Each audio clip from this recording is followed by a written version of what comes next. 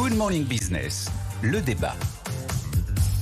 Un débat politico-économique. C'est pas un job facile d'aller à Bercy. Apparemment, ça n'intéresse pas grand monde. On n'a pas les noms pour les finances. On sait qu'il y a peut-être Armand qui, lui, serait parmi l'équipe. Mais franchement, est-ce que Bercy, c'est un ministère repoussoir, Nicolas Dose ? Plus que jamais aujourd'hui. Là, c'est accepter Bercy aujourd'hui, c'est vraiment aller au charbon. C'est aller à la mine. Écoutez, Bercy aujourd'hui, c'est quoi ? C'est le ministère du fait accompli. Tu débarques à Bercy, de toute façon, on a pris tellement de retard avec les documents budgétaires, impossible d'imprimer sa marque sur le prochain budget. C'est à prendre ou à laisser. Bercy, là, c'est quoi ? C'est le ministère de la gueule de bois. Le quoi qu'il en coûte, oui, là c'est terminé. Je pense que Bruno Le Maire restera sans doute l'un des seuls ministres dont la première mission aura été de dépenser plus pendant des années, parce que c'est quand même un peu ce qui s'est passé. Ce qui était plus facile. Ce qui était quand même évidemment beaucoup plus aisé. Alors Bercy, là, en ce moment, c'est que le ministère des mauvaises nouvelles. Vous êtes que là pour verser moins d'argent et éventuellement en prélever davantage. Bercy, là, en plus, ça va être le ministère des solutions interdites à cause des contraintes parlementaires et des équilibres ou non-équilibres politiques. Déjà cette semaine, on a dit de toute façon, la classe moyenne est tranquille. Déjà, ça sucre des solutions possibles derrière. Ceux qui travaillent, là, c'est le nouveau message de fin de semaine, ils sont tranquilles. Ceux qui travaillent, ils sont tranquilles. Donc, les premières tranches d'hier, on n'y touchera pas. La CSG qui tape ceux qui travaillent, peut-être qu'on n'y touchera pas. Il y avait l'histoire de la TVA, mais alors voilà que le Rassemblement national a fait de la TVA une ligne rouge. Eux, ils veulent la baisser. Est-ce qu'on va toucher des taux réduits de TVA sur la restauration ? Compliqué, parce que le RN qui dit niette, c'est compliqué. Pareil sur l'apprentissage, il y a des milliards à économiser. Sauf que là, hier, le Rassemblement national, encore lui, a pris des positions très... Enfin, pas hier, mais dans le livret économique de la semaine. Là. Ils ont fait 35 pages complètement brosse à reluire pour le patronat. Et eux, au contraire, ils veulent grossir les aides publiques accordées à l'apprentissage, en plus de la prime de 6 000 € lorsqu'une entreprise prend un apprenti. Aller à Bercy aujourd'hui, c'est probablement aller dans le ministère de la machine arrière. C'est-à-dire qu'on est quand même à l'aube. Personne ne va y aller. On est quand même à l'aube du moment où peut-être qu'on va remonter la flat tax, qui a quand même été un progrès, et on va peut-être ressusciter l'ISF.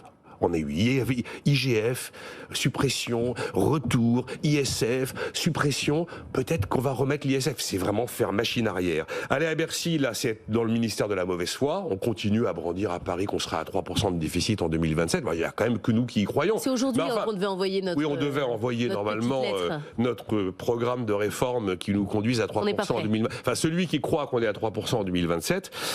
Et puis, Bercy, là, plus que jamais, je dirais que c'est être à la tête du ministère du jour où le monde bascule. Parce que vous prenez le fameux tiré à part que vous regardez depuis ce matin, et vous avez cette espèce de poste qui porte un nom un peu barbare, engagement financier de l'État. C'est pile poil le même montant que l'enseignement. Il y en a un qui est à 64,3 et un à 64,4. De l'État, c'est la dette. Et bien sûr, le premier, le gros paquet de milliards par wagon des engagements financiers de l'État, c'est le remboursement des intérêts de la dette. C'est donc la première fois que vous vous trouvez avec des montants équivalents entre ce poste lugubre, qui sont les engagements financiers de l'État, et ce poste d'avenir, qui est l'enseignement. Donc, si vous voulez, tout ça fait qu'effectivement, c'est entre le charbon et la mine, Jean-Marc, j'hésite. Laurent Wauquiez a dit non. François Villeroy-de-Galhau, je crois qu'il a dit non peut-être 10 fois depuis la semaine dernière.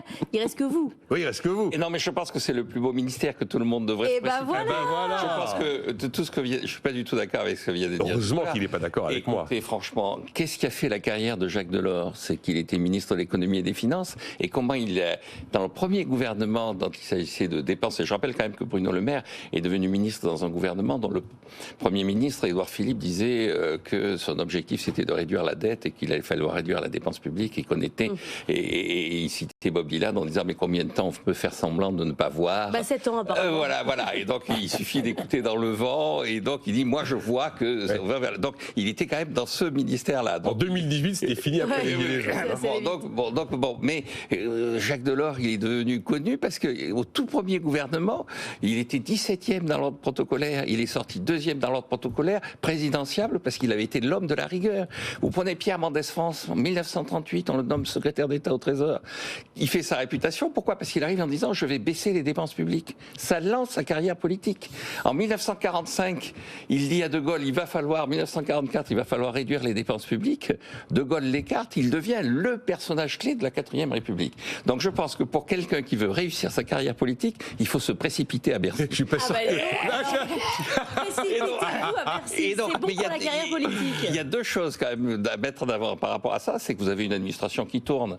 C'est-à-dire que vrai. Et Bercy et tout Ouais, ça. ouais. Et donc, Ça les tourne. documents budgétaires sont prêts, la direction du budget a fait le travail. Et donc, elle est là.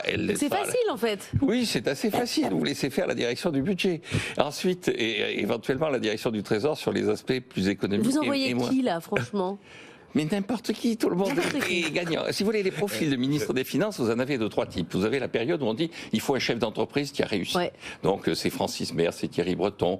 Avant c'était René Monory en disant petite PME de la Vienne, c'est quelqu'un. Bon. Bercy fait le travail. Rivoli à l'époque pour René Monory. Après on vous dit non, il faut un vrai technicien, donc on choisit un inspecteur des finances. Donc c'est Giscard d'Estaing, c'est Antoine Armand dont le nom circule et tout ça. Bon, mais il fait ni mieux ni moins bien que le chef d'entreprise. L'administration est toujours là. Et puis alors, vous pouvez avoir un homme ambitieux, quelqu'un qui veut effectivement... Ça, c'est Bruno Le Maire. Ça, c'est plutôt Bruno Le Maire. Et il arrive et il sort en disant, j'ai un bilan remarquable. Parce que l'administration est toujours là. Et alors, je conclurai en disant, vous savez, quand Louis-Philippe prend le pouvoir, il fait venir le baron Louis en disant, vous avez la réputation d'être un bon ministre des Finances, est-ce que vous allez me faire de la bonne finance? Et le baron Louis dit, je vous ferai de la bonne finance si vous faites de la bonne politique. Et donc, le personnage clé, c'est pas tellement le détenteur de Bercy, c'est effectivement le Premier ministre et le président Une de la République. intelligence artificielle peut-être. Mais il suffit que l'intelligence artificielle ne heurte pas la direction du Je budget. suis pas sûr que l'opinion publique soit très très sensible à l'envolée des carrières des hommes politiques. Elle sera, à mon avis, plus sensible aux mesures qui vont être. Oui, mais après la plébiscité Jacques Delors, je maintiens la vraie politique de rigueur de 83, qui a été celle où on a vraiment réduit le pouvoir d'achat de la population, a donné à Delors une ampleur politique qui a fait de lui un présidentiel. Comme quoi Mais c'était. présidentiable, parce qu'il est quand même pas allé jusqu'au bout. Ah ben c'est lui qui a renoncé. Mais c'est lui Finalement, qui a renoncé. écoutez Jean-Marc, c'était mieux avant.